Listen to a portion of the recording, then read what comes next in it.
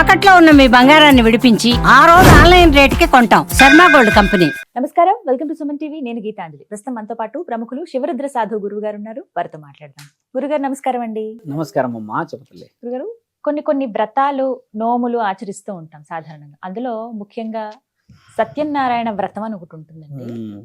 అన్నవరం క్షేత్రం వెళ్ళి చేయించుకునే వాళ్ళు కొంతమంది అయితే ఇళ్లల్లో ఖచ్చితంగా సంవత్సరానికి ఒకసారైనా సరే వ్రతం చేసుకుంటారు. అసలు ఆ సత్యనారాయణ వ్రతం యొక్క విశిష్టత ఏంటి, ఎందుకు ఆచరించాలి, చేయటం వల్ల కలిగేటువంటి ఫలితాలు ఏంటి, ఎవరెవరు చేయవచ్చు, వీటి గురించి వివరించండి. సత్యనారాయణ అనగానే సత్యం, నారాయణుడు అంటే మహావిష్ణువు, మన శాస్త్రం తెలిసిందే. సత్యనారాయణ స్వామి వ్రతం చేసుకున్న ఇంట్లో మొట్టమొదట అబద్ధాలు ఆడకూడదు. ఇది ఒక నియమం. రెండో నియమం, చేసుకున్నప్పుడు ఒక ప్రసాదం ఏది పెట్టినా దాన్ని బయట ఉన్న ఒక వ్యక్తి స్వీకరిస్తే వ్రతం విన్నంత పుణ్యం. ఒకటి అలా కొన్ని నియమాలు ఉన్నాయి. ఖచ్చితంగా బ్రాహ్మణుడో లేకపోతే తెలిసిన వాళ్ళు వచ్చి చెప్పి వడి బియ్య కార్యక్రమాలు ఇంకేదన్నా వంట కార్యక్రమాలు చేసి బలంగా చెప్పినప్పుడు నిశ్శబ్దంగా ఉండి వింటారు. దాంట్లో ఏం రాసి ఉంటుంది అంటే అమ్మ, ఒక రాజు మీరన్న ఇప్పుడు ఎక్కడుందమ్మా సత్యనారాయణ, అన్నవరం సత్యనారాయణ, అక్కడ ఉన్న ప్రాంతంలో ఒక భక్తుడు బిడ్డలు లేక బాగా ఇబ్బంది పెడతాడు. కొడుకులు లేరు, పిల్లలు లేరు, మా బ్రతికెందుకు అని చాలా ఒక భక్తుడు చాలా ఇబ్బంది పడి, నారాయణ ఉన్నావని అంటావే ఆ ఆదిశేషం మీద పడుకొని, ఉన్నానంటావే లక్ష్మీమాతతో ఆ పాల సముద్రంలో పడుకొని, ఉన్నానంటావే దశావతారాలు ఎత్తుకొని, ఎక్కడున్నావయ్యా, నా మాట నా ఈ ఆలోచన వినబడతలేదా, రోజు నిన్ను పూజిస్తున్నానే, రోజు నీకోసం ఎన్నో చేస్తున్నా కదా, నా బాధ నీకు తెలియదా, నేనేం చేయాలి అని చాలా తీవ్రంగా బాధపడ్డ ఆ తల్లిదండ్రులు, అంటే ఆ ఇద్దరికి కడుపులో తండ్రి ఆ రోజు నైట్ కనబడి చెప్తాడు, ఇద్దరు అమ్మడాల పిల్లలు అంటే కవల పిల్లలు మీ కడుపులో పుట్టబోతున్నారు, రానున్న రోజుల్లో మీరు స్వీకరించడానికి సిద్ధమయ్యాను అన్నప్పుడు ఆయన గారు నమ్మడు. ఇద్దరు కవల పిల్లలు ఒకరికి దిక్కు లేదు, ఇద్దరు పుడతారు అన్న ఆలోచన వస్తుంది కదా. సరే అని కొన్ని నియమాలు చెప్తాడు ఆయన.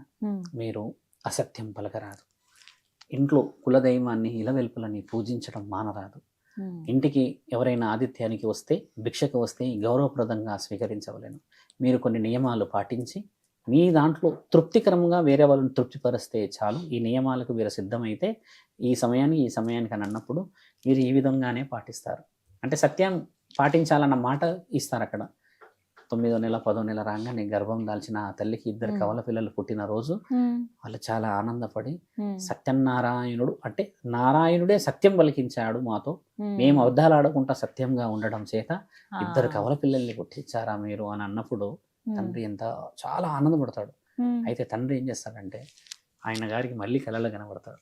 ఇప్పుడు ఆనందమేగా, ఎందుకు నీకు ఆనందం ఏంది అని అడిగితే ఇద్దరు వచ్చారు కానీ అసలైన ఆనందం ఏందో తెలుసా, నీ నాలుక నీవు సత్యమే పలికావు, అంటే ధర్మం గురించే మాట్లాడావు, పుణ్య కార్యక్రమాల గురించే వచ్చావు, కాబట్టి నేను నారాయణుడిని అనే ముందు సత్యాన్ని నువ్వు పాటించడం చేత సత్యనారాయణుడిని అని మాట చెప్పినప్పుడు ఈయన గారు ఏం చేస్తారంటే కొన్ని రోజుల తర్వాత కాలం చేయక తప్పదు కదా, బాధలో బాగా బాధపడి ఆరోగ్య స్థితి దెబ్బతిన్నప్పుడు తండ్రిని మళ్ళీ పిలుస్తాడు. సత్యంగా మేము ధర్మంగా మేము మీరున్నారని రుజువు చేయాలి, మాటిచ్చి ఇక్కడి నుంచి వెళ్లకుండా మీరు ఉంటారా అని బందీ చేసిన గుడి ఆ సత్యనారాయణ అన్నవరం కట్టిన గుడి. ఆయన అక్కడ బందీ చేయబడ్డాడు. ఆయన ఒక భక్తుడి కోసం బందీ అయిపోయాడు. నీకోసం నేను ఈ కొండ మీద నేను కొలువై ఉంటా, నన్ను సత్యముగా పూజించే వాళ్ళకి, నన్ను సత్యముగా ఆచరించే వాళ్ళకి, నా గురించి పరితపించే వారి యొక్క కడుపులు, వారి యొక్క కుటుంబాలు, వారు ఎలాంటి గొప్ప కార్యక్రమాలు చేసినప్పుడు కూడా నియమ నిబంధనలు పాటించిన ఆ తరుణంలో నేను ఇకపైన ఇక్కడ సాక్షిగా ఉంటాను అని అన్న గుడి అన్నవరంలో సత్యనారాయణ. ఆయన గారికి ఇష్టం ఏంటంటే రవ్వతో చేసి ఆ కొద్దిగా చక్కెర వేసి మనం ఆ కొబ్బరికాయని ఇలా ముక్కలు చేసి ఇస్తాం, అంతకు మాత్రం ఆయన ఇంకేమి స్వీకరించాడు. అదొకటి. ఇంకా నీ దగ్గర ఉన్నాయి పెట్టుకుంటావు, కానీ ఆయన గారు చెప్పిన 3 నియమాలు ఏంటంటే, ఓపిక ఉంటే ఇల్లంతా పందిరి వేసేసి నా కథ చెప్పి అందరికి వినిపించు, ఓపిక లేని సమక్షంలో కథ ఎవరైనా చెప్పుతుంటే వెళ్ళి కడప దగ్గర కూర్చొని విను, ఆ ఓపిక లేకపోతే అందరింటికి నేను ప్రసాద రూపంలో వస్తాను కదా, అది స్వీకరించు, పుణ్యాన్ని మాత్రం వదలకు, అని ఆయన గారు చెప్పిన ఆ మాట ఉమ్. రోజు రోజు రోజు రోజు దేశమంతా ఆ ఇద్దరు కవలలు చేసిన ప్రచారం ఇది. ఆహా. అర్థమైందా తల్లి? అలా వ్యాపించి. ఈ చరిత్ర వచ్చేసి మనకి ఇంత సులభంగా రాలేదు. ఉమ్. మన వాళ్ళు సత్యనారాయణ వ్రతం ఎక్కడ చేస్తారంటే బాగా గమనిస్తే ఉమ్. కొత్త ఇంట్లో చేస్తారు. అవును, ముందు రెండోది ఖచ్చితంగా పెళ్లి అన్న చేస్తారు. విషయం వచ్చినప్పుడు చేస్తారు. దంపతులు మనం చేస్తారు. తెలుసుకోవాల్సిన విషయం ఏంటంటమ్మా, ప్రతి ఇంట్లో ఉమ్. 3 సంవత్సరాలకు ఒక్కసారన్నా సత్యనారాయణ వ్రతం చేయించుకోవడం ఆచారం. ఆహా. నారాయణుడేగా, ఆ. సత్యం గురించే చేయమంటున్నాడుగా. ఆయన ఏం చేస్తాడు, ఒక పురోహితుడు వస్తాడు, ఒక పండు పలహారం పెట్టి దీపం పెట్టి ఇల్లంతా శుద్ధి చేసుకొని చేసుకోవాలి.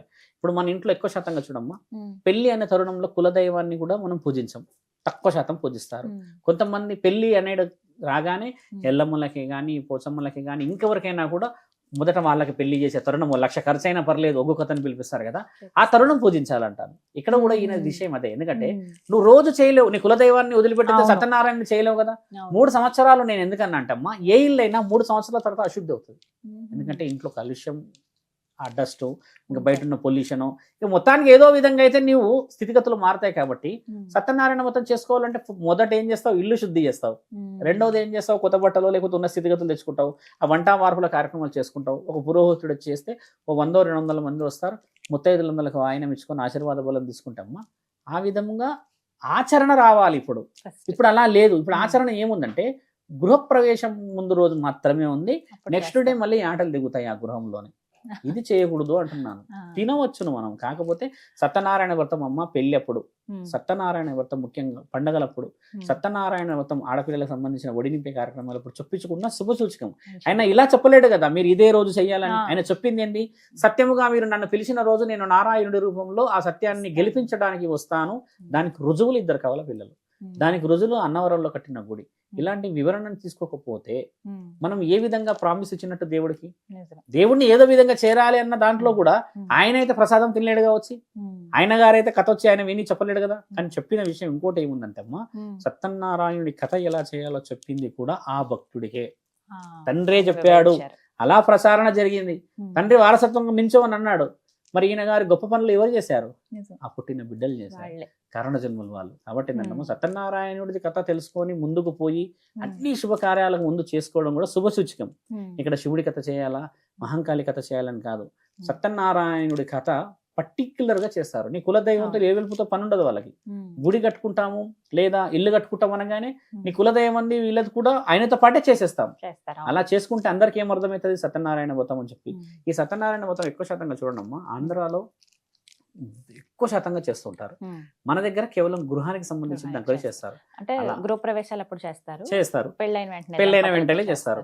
పెళ్ళైన వెంట కూడా ఎందుకు చేస్తారంటే ఆ. సత్యంగా జీవితాలు బాగా గెలవాలని చేస్తారు కదా. దంపతులకు అది మంచిదని ఎందుకు అలవాటు చేస్తారు. కాకూడదు మనకి, ఉమ్. అలవాటు కావాలి అంటే కదా. 3 ఏళ్లకు ఒకసారి చేసుకుంటే ఖచ్చితంగా మంచిదని. చేయాలి. 3 ఏళ్ళకి ఒకసారి మహా ఇంట్లోనే. హోమం, ఈ నుంచి హోమం చేపించుకోవాలి. ఉమ్. అక్కడ హోమం అయిపోయిన తర్వాత అందరం కూర్చొని చూడాలి. ఒకసారి హోమం చేస్తే ఇంట్లో 12 నెలలకు ఇల్లు శుద్ధి అవుతుంది. మీకు తెలుసా అండి? 27 నక్షత్ర జాతులకు సంబంధించిన ఆయుర్వేద వనమూలికలు అందులో వేస్తే ఉమ్. అందులో నుంచి వచ్చే ఆ శక్తి వల్ల 3 కిలోమీటర్ల డిస్టెన్స్ లో ఉన్న ఉమ్. వాయువులో ఉన్న సూక్ష్మమైన ఆ క్రిములు చనిపోతాయి. ఉమ్. అలా పీల్చి పవిత్రత. పీల్చి పీల్చి పీల్చి ఇంట్లో ఉన్న ఏ నెగిటివ్ అయినా బయటికి పారిపోతుంది. ఉమ్. ఎన్ని మంత్రాలు చదివేస్తారు అందులో, అవునండి. అన్నీ ఉన్నాయి కదా. ఇవన్నీ ఎందుకు వచ్చాయి మనకి? అలా చేసుకోవాలి. హోమం కూడా సంవత్సరానికి ఒకసారి చేయించాలి ఇంట్లో. ఉమ్. చేయించట్లేరు మనం.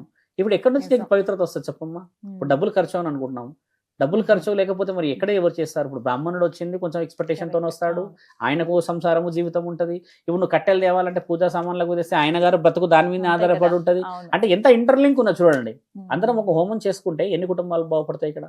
ఉమ్. ఈ విధంగా పోతే నిజంగా మీరు అన్నట్టు సత్యనారాయణ వ్రతం నిజంగా సత్యం అవుతుందమ్మా. ఉమ్. ఇవన్నీ మెల్లిగా మెల్లిగా మెల్లిగా స్ప్రెడ్ కావాలి. ఉమ్. మన ధర్మం తెలియాలి, మన చాలా చేతిలో మంది చేయాలి. ప్రతి పౌర్ణమికి ఆలయాల్లో చేస్తారు, చేస్తున్నారు. నేను గమనించాను. ఉమ్. పౌర్ణమి రోజు చేస్తున్న యాగాలు వేరు. ఆ రుద్ర మహాయాగం అని ఒకటి చేస్తారు. వ్రతాలు కూడా చండీ సత్యనారాయణ యాగం వ్రతం చేస్తారు. చేస్తారు. ఆ వ్రతాలు చేసే కొన్ని గుడులు మీరు బాగా గమనించండి. ఆలయాల్లో అమ్మ ఉమ్. శ్రీమూర్తుల ఆలయాలు ఎక్కువ చేస్తారు చూడండి. అవును. ఇప్పుడు విష్ణు ఆలయాల్లో కూడా చేయవచ్చును. అవును. ఇప్పుడు శివాలయాల్లో వినబడవు. అవును. శివుడి అభిషేకాలు వేరు.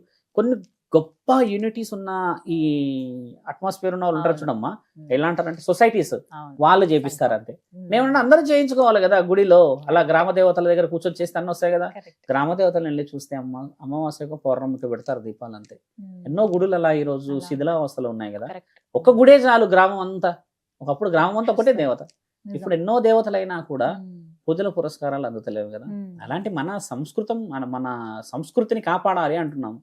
సత్యనారాయణ వ్రతం కాదు ఇక్కడ చేయాల్సింది. ముఖ్యంగా మనం గమనించి చూస్తే దేవుడి యొక్క వ్రతాలు పాటించాలి. అందులో నీ కులదైవము, నీ ఇలవెలుపులు, మీ పెద్దలు, మీ నాన్నలు, పెద్దలకు పెట్టుకుంటాం కమ్మా, మహాలయ పక్షాలు ఇలాంటివన్నీ చేసేది కూడా గౌరవమే కదా. అలాగా తండ్రికి కూడా గౌరవం ఇస్తే ఆయన మనల్ని కాపాడతాడు కదమ్మా. భావితరాలకు తెలవాలి ఈ విషయాలు. చాలా చక్కగా వివరించారు గురుగారు. ధన్యవాదాలండి. నమస్కారం అమ్మా.